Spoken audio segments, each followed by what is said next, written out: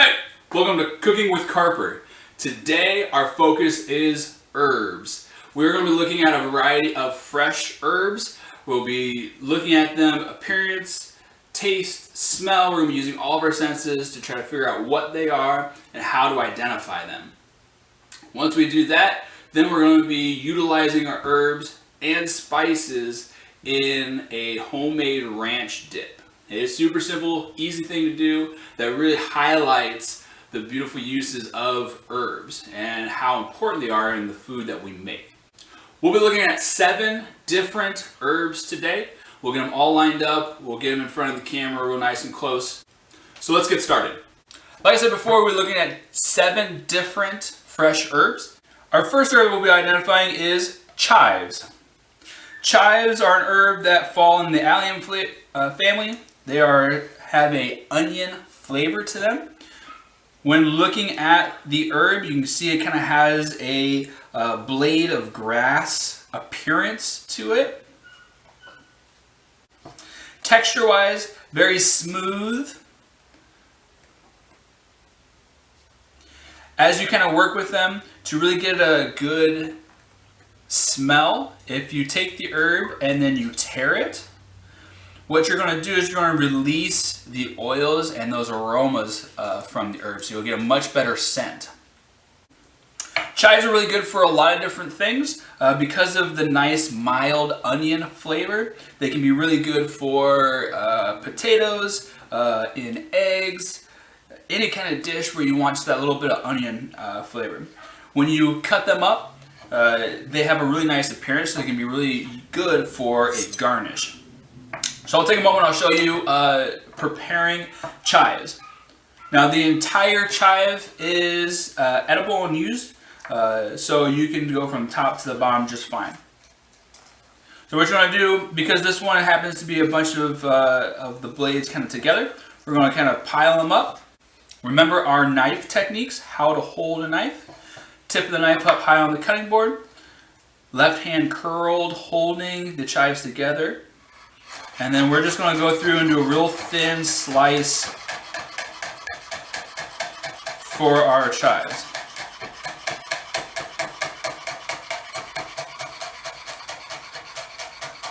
And like I said again, we can go all the way down.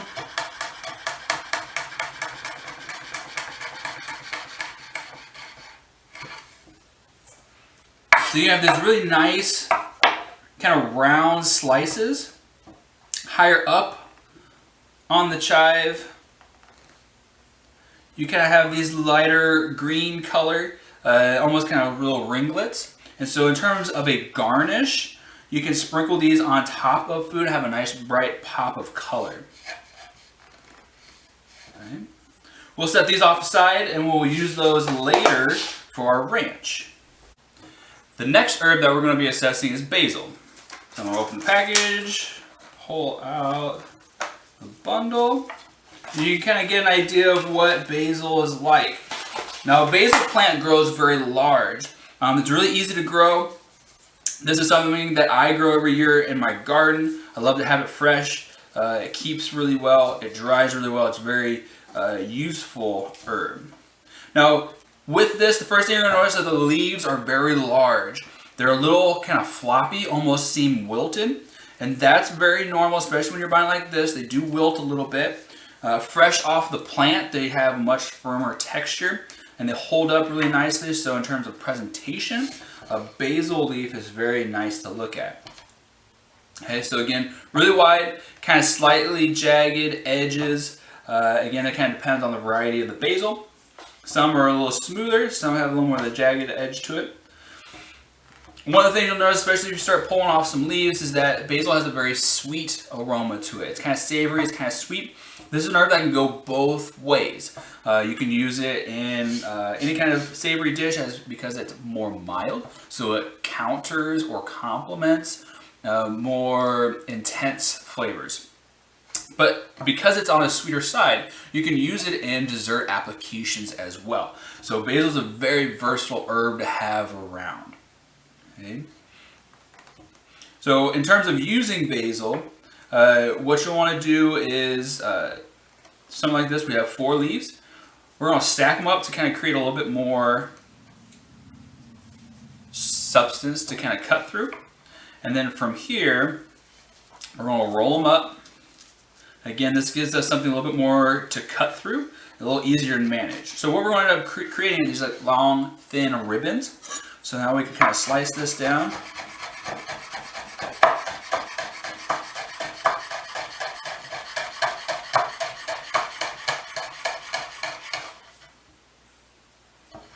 So now we have these kind of long ribbons of basil. You can use these just like so.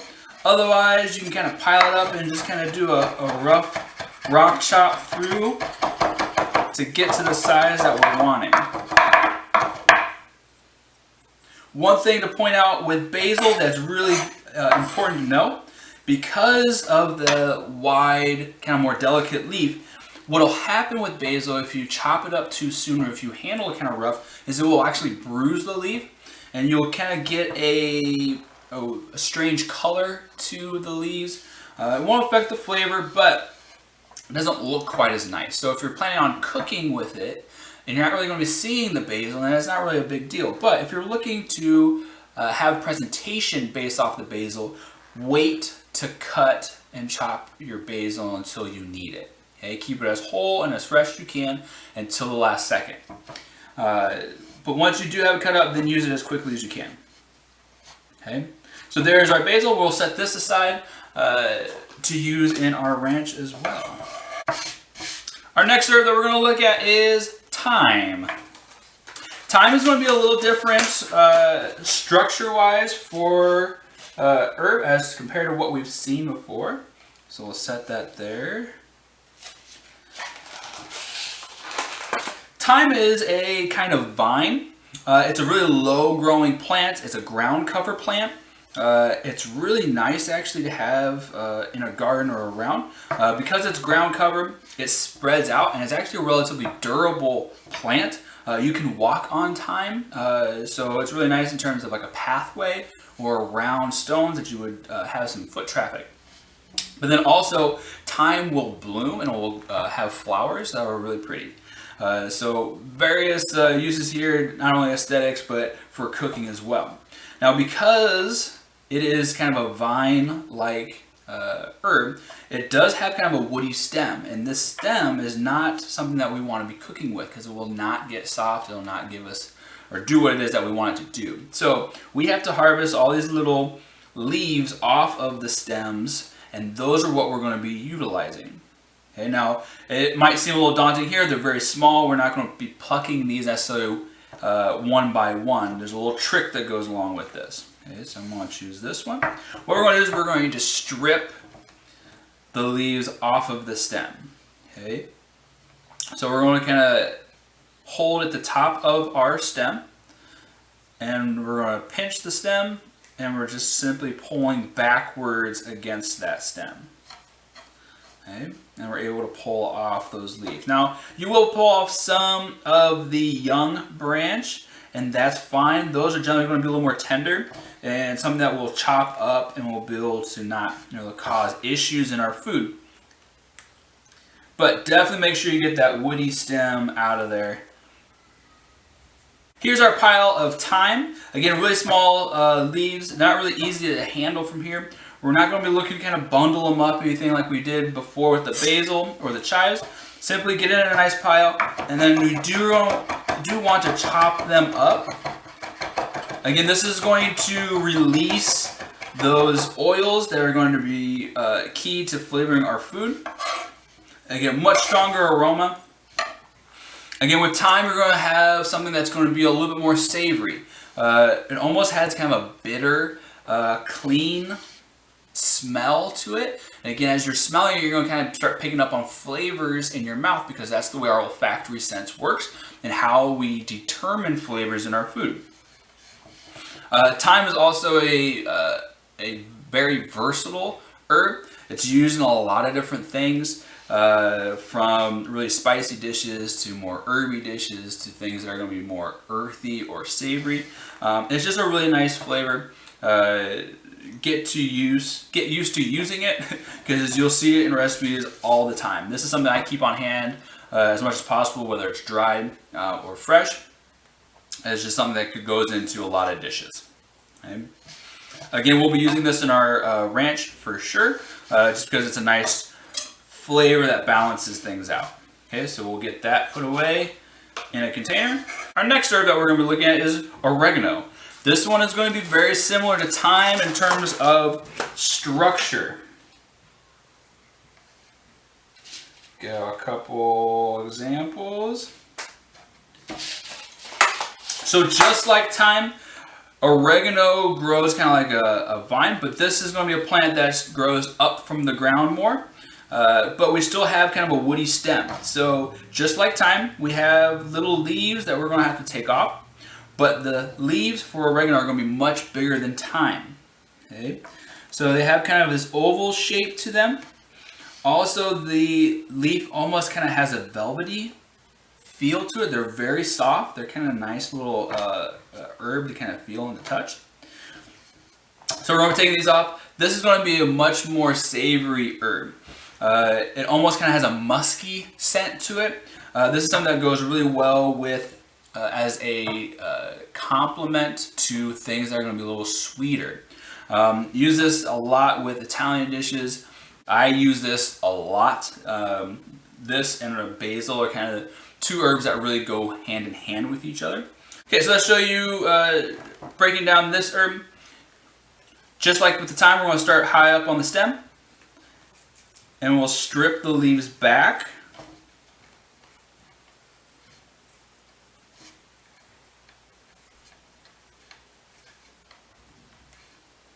If we get the very top of the stem off, that's fine. As long as it's tender and soft, then we're not too concerned.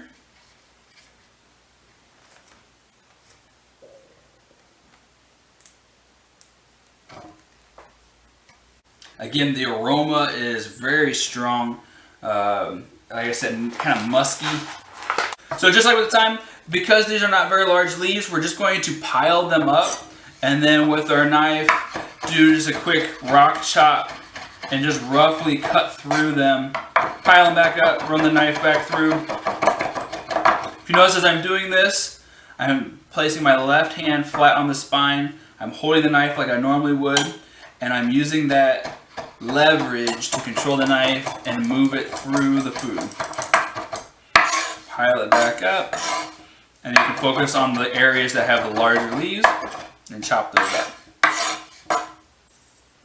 Just like basil, oregano will bruise easily, and so be cautious about how soon or when you cut this up if you're using it for appearance purposes.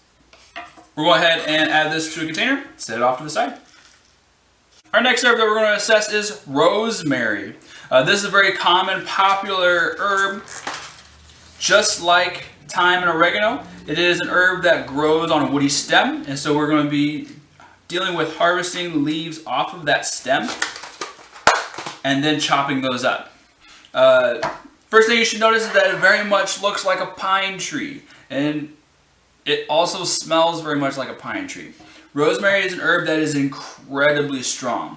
The first thing I tell every student is be very careful if you are new to rosemary, because it will overpower a dish very, very quickly. Try to learn if you enjoy the flavor or not before you really dive into it. Okay, start small. You can always add more if you like the flavor, if you want more. Be careful of adding too much too soon. I personally do not like rosemary. It's far too strong. It's not a flavor I particularly enjoy, but I do appreciate it for what it can do. And it's used in a lot of chicken dishes, poultry. It's used in a lot of breads. Because of that stronger flavor, it complements dishes that tend to be a little bit more bland. But I'm very cautious about when I use it and the amount that I use. Okay. So just like before, we strip the stem. You'll notice that this stem is much more sturdy and will not really kind of pull apart.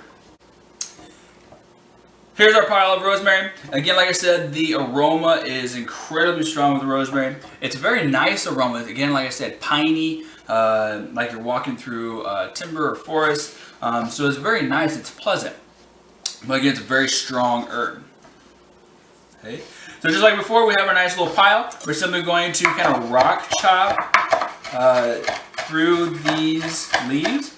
Rosemary leaves tend to be very tough, and so be very mindful of how large those leaves are, because unless you are really kind of cooking these down for a while, they do stay pretty tough. And if you leave them as whole leaves, they can look really nice and they have a nice appearance. Let me pull kind of a specific leaf out. So you have this kind of long leaf with a little light green in the center and a little darker green on the exterior edge. So it can look really nice on a dish, but this is not really pleasant to chew on, and you'll very much notice it when you hit it through a bite. So chopping up rosemary really well would be my main piece of advice for handling this. Again, if this is something you really enjoy, you like rosemary, then absolutely alter that and change it as you wish. But if you're new to it, start slow. This is certainly a flavor that you'll learn to love. And there's our pile of rosemary. We're going to be adding this to a container. This is not an herb that we're going to be using with our ranch that we'll be making in a little bit. But it's nice to see the use of rosemary and get a chance to talk about it. Our next herb that we're going to be identifying is parsley. Parsley takes us into a whole different structure of herb. This particular plant tends to grow like a large bush, and the stem stays nice and soft. So we can utilize the stems if we want in our cooking. Although oftentimes, again, we're focused more on the leaves. And if you notice, these leaves are very frilled or frilly. They have kind of this nice ruffled appearance. Oftentimes parsley is used as a whole herb like this for garnish, because it is very pretty, because it is kind of a dainty appearance to it. Okay? The flavor of parsley is very mild. It's a clean, crisp flavor. And so this is another one that's used in a lot of different dishes because it can help balance out stronger flavors and can help kind of round out the overall flavor profile of a dish. Okay? Oftentimes though, when we're utilizing or chopping our herb up and we're not looking at the appearance, then we are going to just focus on the leaves, and we're going to discard the stem just because it does tend to be still tougher than the leaves are going to be. So we can kind of go through and just kind of pull off the leaf bundles, discard the stems,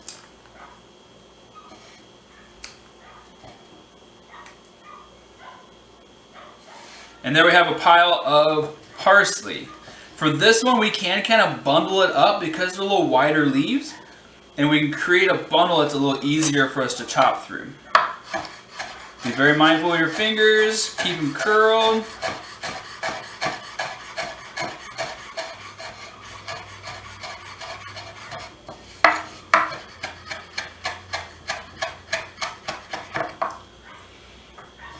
Again, the aroma of parsley is also very strong. As you start chopping it up, you're going to kind of get hit by that scent. It's very clean.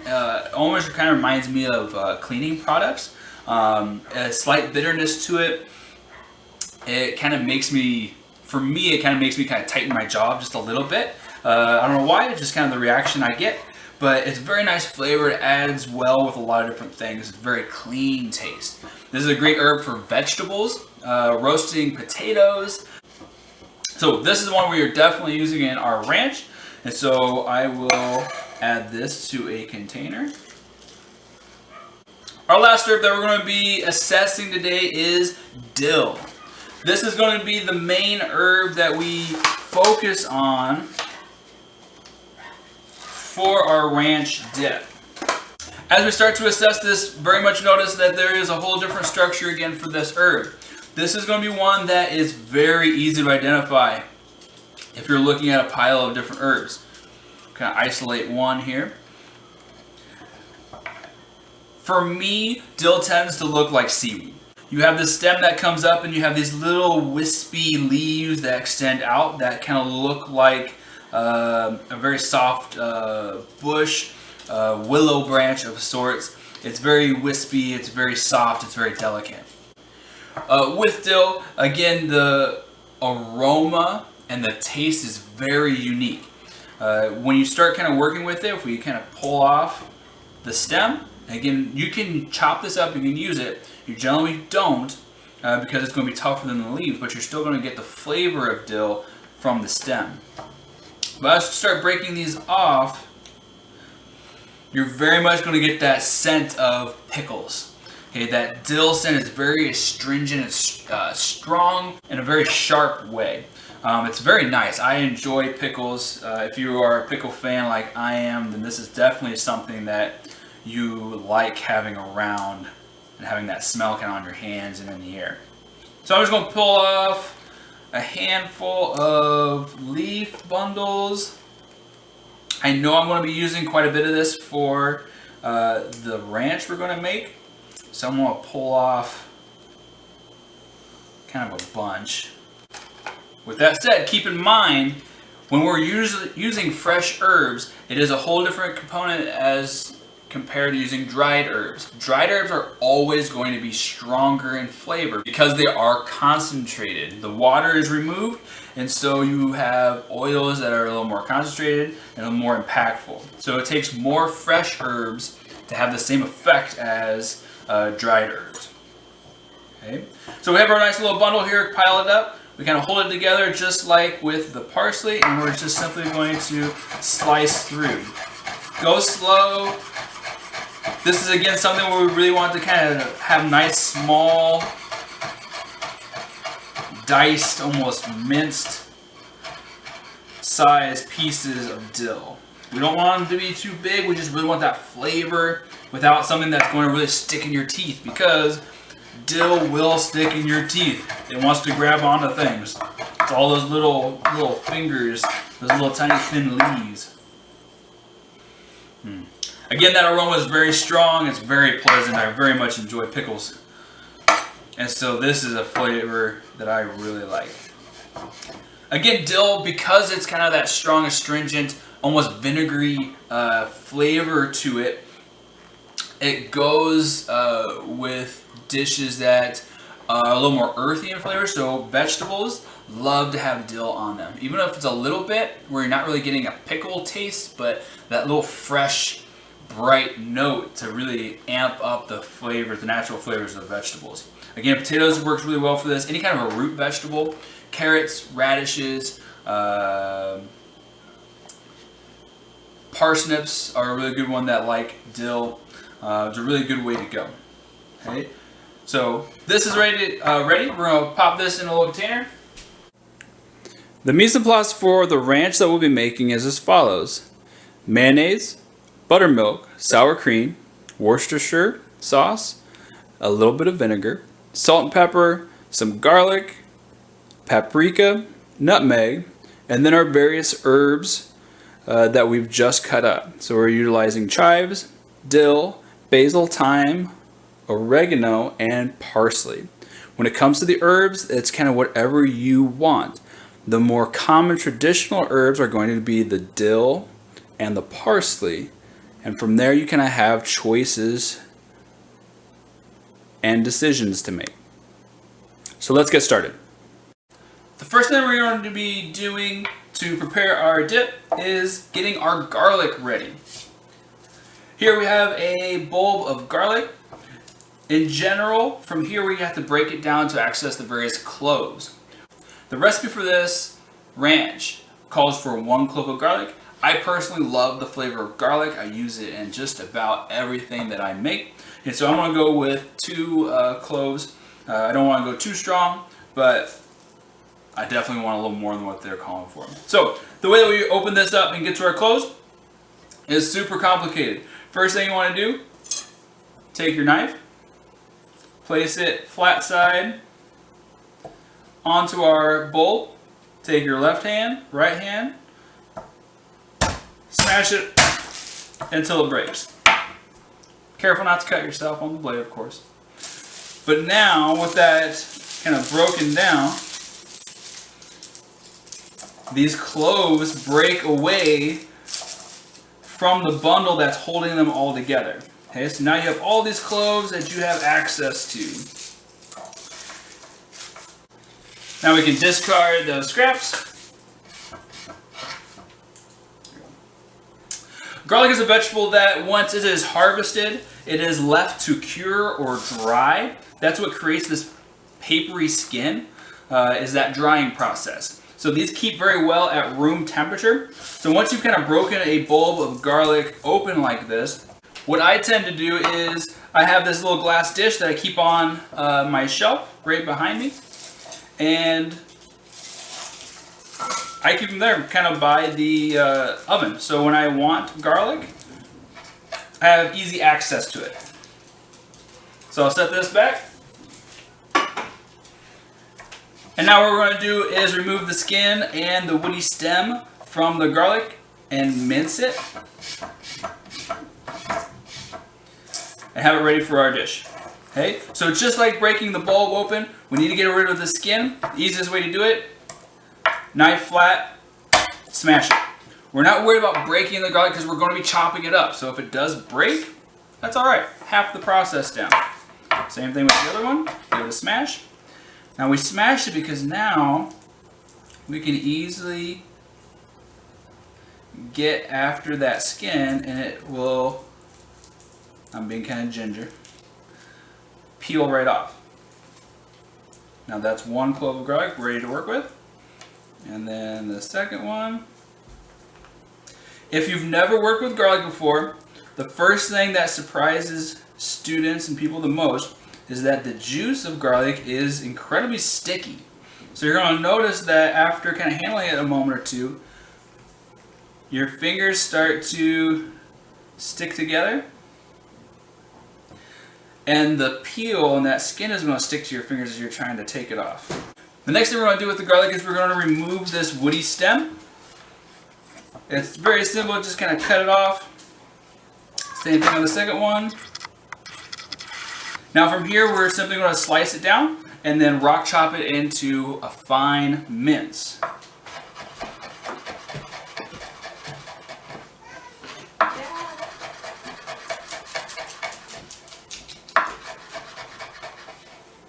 Be careful again, as we've said, the juice is kind of sticky and so your fingers are going to want to stick to the end piece. So go slow when you're kind of finishing up. Again, now that we got this nice little pile, we're just going to simply run our knife through the garlic to get it to a nice small shape and form. Oftentimes people like the flavor of garlic, but they don't like to bite down on a piece of garlic. Garlic, when it's whole, tends to have kind of a spicy effect. If you've ever had horseradish, it has a very strong aroma that will really affect the sinuses as you're chewing on it. There we have a finely minced garlic. Now that we got our garlic all minced up, let's go ahead and pop that into our bowl.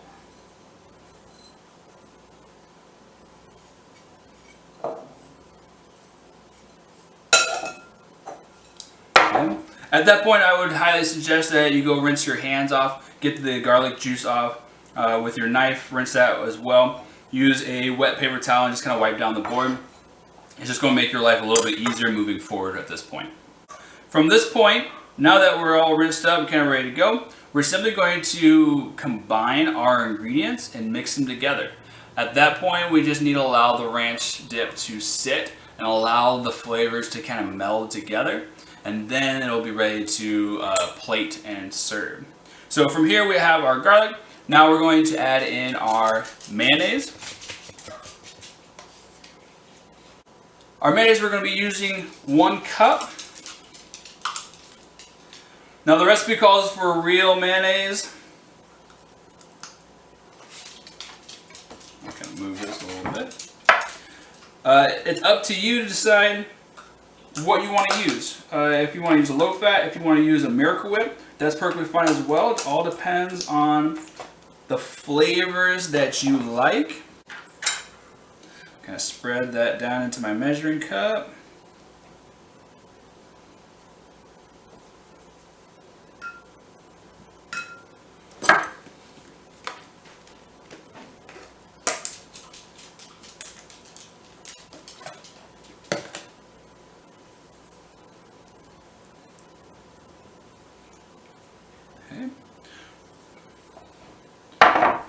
Our 1 cup mayonnaise goes into our bowl.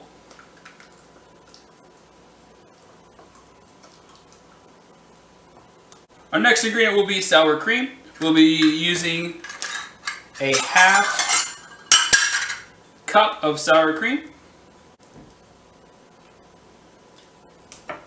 The sour cream is what's really going to give us a good base for our dip and allow it to come together and kind of hold up to itself. With our sour cream added, I'm going to go ahead and give it a quick little stir and kind of get those bits of garlic kind of up into our mix just a little bit.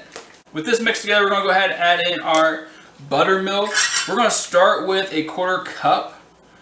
This is going to be more getting us to the flavor or the consistency that we're shooting for. Okay, the buttermilk, we're using the buttermilk because it adds a little bit more kick, gives a little something extra flavor-wise. So we'll go ahead and mix that in. In general, ranch dressing is simply mayonnaise and buttermilk mixed together in equal parts and then seasoned with dill, parsley, chives, some garlic, and then maybe some various vegetables shredded and tossed in. And then we have our base for our dip. Now we're simply going to season. The recipe will give you amounts that you can use. What I would tell you is, based off of those, add what you like, add what you think you would enjoy. Start small. You can always add more herbs, so you kind of taste as you go and see how it develops. The nice thing about dips is that it's very forgiving. You can adjust and you can change and you can utilize this as a medium to learn more about herbs and spices and what you like. So our first thing we're going to be adding in is our dill. I have about a tablespoon here or so.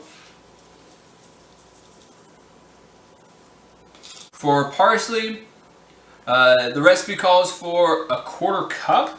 1/4 cup is 4 tablespoons. I'm going to start off with roughly 2 tablespoons. A tablespoon of chives.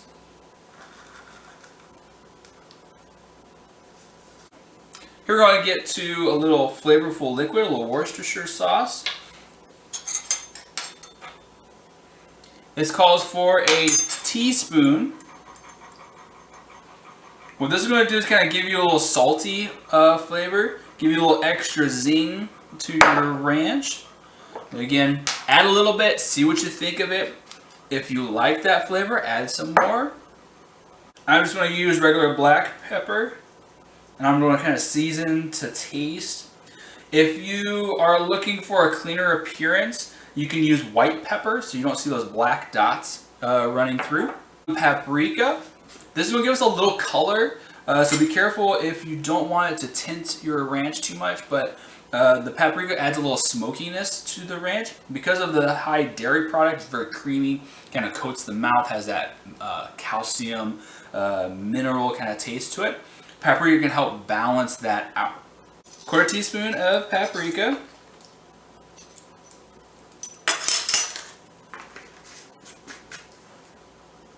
About 1/4 teaspoon of nutmeg. Again, this is a spice that I think goes very well with dairy product. It really helps kind of elevate that natural creamy flavor and helps make it a little bit more mild. I'm going to add just a little bit of salt. Again, don't go crazy with this. You can always add more after we taste. Okay? And then about a 1/2 teaspoon of vinegar. Now this is where you can alter and substitute however you see fit. And the vinegar helps to cut through the dairy aspect.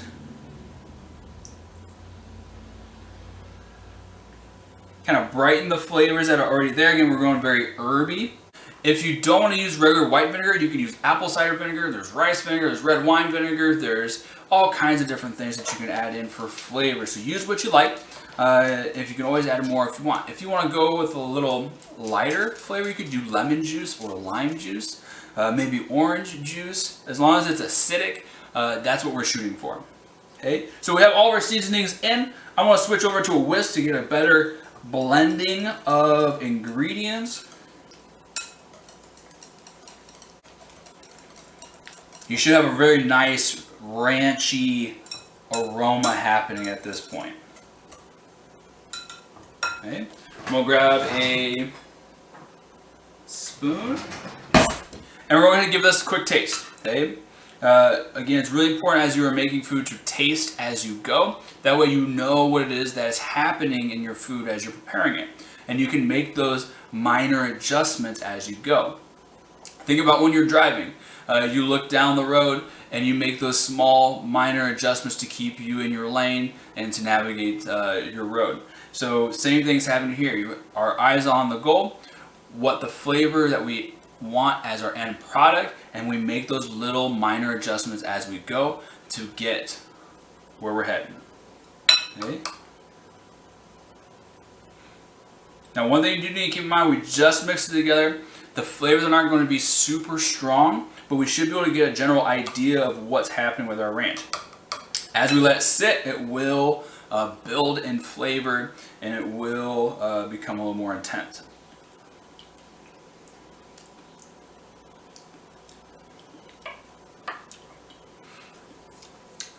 Just a touch of salt. And yeah, I think that's actually it. Now our ranch is done. What we're going to do is pop this in the fridge and let it sit for at least a half hour to allow those flavors to meld. If you can get to an hour or even overnight, that'd be perfectly fine as well. So this is a great thing that you can make ahead of time if you're not going to be using it for a party or for entertaining or whatever, because it keeps well. And the longer it kind of sits, the more flavorful it becomes. So we're going to put some plastic wrap on this, pop in the fridge. We'll see you back in about a half hour and we'll start plating. Alright, we're back. It's been about a half hour or so. So now we can kind of get at our ranch dip. We're going to look to plate and start talking a little bit about presentation ideas and concepts when it comes with plating food. Okay, so this is set, ready to go. We'll grab a large spoon to have on hand so we can dish it up. Now for something like this, when it comes to plating in general, one of the first things you want to think of is build up, don't build out. A lot of people's initial reaction for plating food is to take a plate and fill it as much as possible. It's okay to have blank space or negative space on your plate.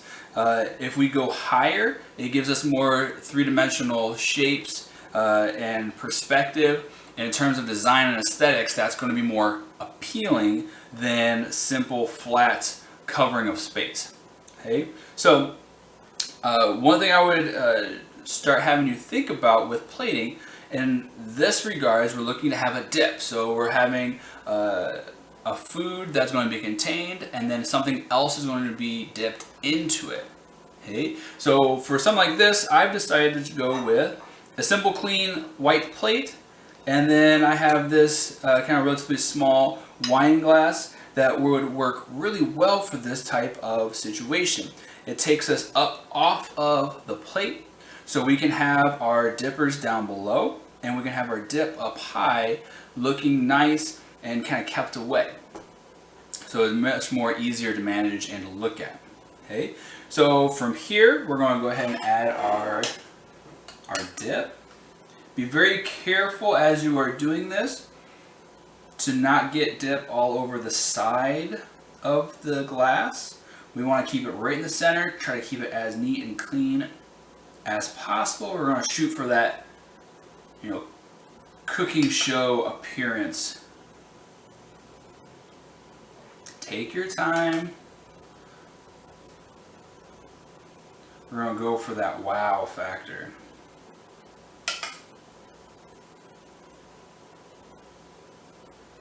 If you do make a little mistake, that's perfectly fine. You can go back with a paper towel and kind of clean up the edge, no problem.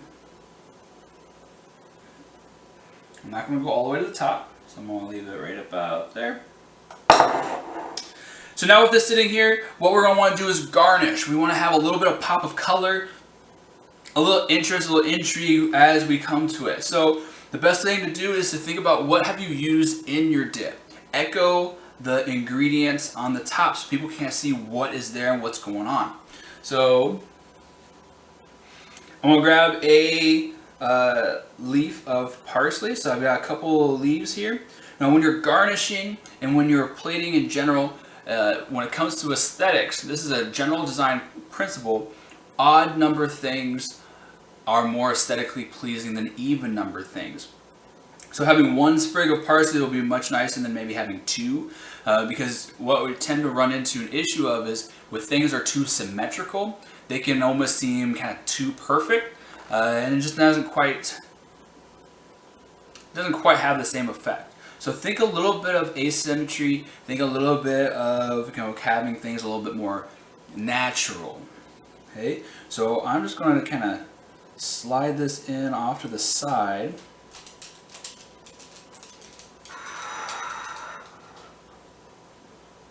Right. I'm also going to take a little bit of paprika, and I'm just going to kind of get a quick toss of red right on top, just again for that pop of color. The red is going to contrast the green, and it's going to pick up those little green specks within our ranch. It's going to really make that come alive. For our dipper, I'm just going to be using carrot sticks. You can chop these up yourself if you would like from whole carrots, but for something like this, going for that convenience option works really well. Okay. And again, we want to be mindful of our presentation. So we're just going to do a simple radiant presentation.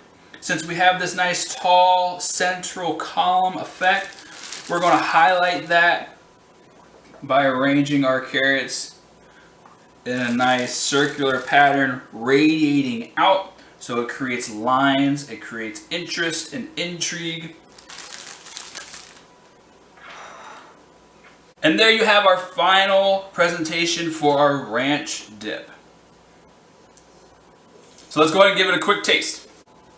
Alright, let's go ahead and grab a carrot, and we'll go in for a little dip.